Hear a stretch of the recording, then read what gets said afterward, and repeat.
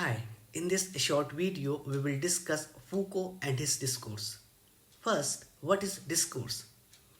The lexical information tells us that discourse is a noun and a verb.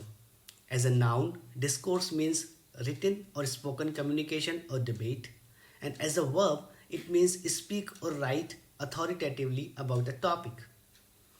But Foucault took this lexeme and described it critically. Now it is known as Foucaultian Discourse Analysis, or some say Foucaultian Discourse Analysis. So what is Foucault's notion of discourse? Discourse is a historically contingent social system that produces knowledge and meaning. You might have heard of the Latin phrase scientia potentia est, attributed to Francis Bacon, meaning knowledge is power. So discourse is a product of exercising power through knowledge. Discourse is actually a system through which someone organizes knowledge, which eventually constituted social relations and establishes it as a social fact. Consider this example.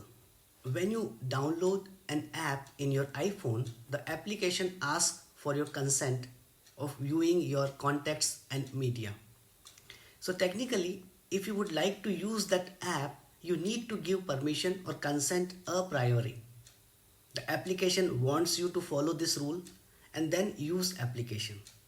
The application is exercising its power by trapping you into a rule follower and then empowering you as an application user. This entire system, where you compromise your privacy and become an application user, is a discourse. This is one simple example to understand discourse.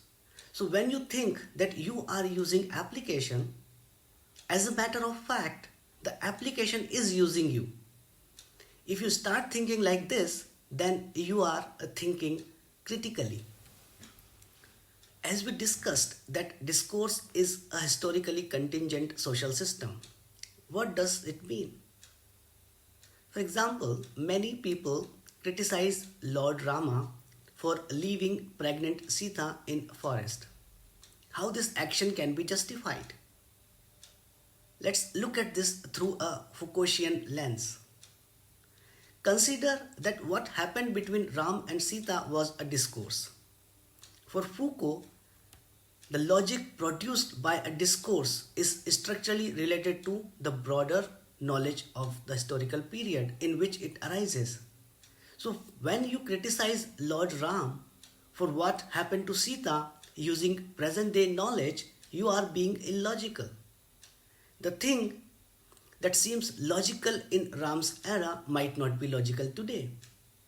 And what is logical today will not be logical tomorrow. This is the meaning of the phrase that discourse is a historical contingent social system. But there is an irony. A discourse can mask itself as ahistorical, universal, and scientific. So there is a possibility that someone does the same, stating that I am simply following Lord Ram. For such person, my reply would be that neither you are a lord nor a king. Technically, each discourse occurs in different context and in different historical time. But when you compare two discourses, you are actually fixing text with specific meaning and disqualifying other meanings and interpretations. Disqualifying other meanings and reducing interpretations is a discursive practice. So what is the solution? Reiterative process. Yes, rereading. Rereading normalizes and homogenizes the discourse.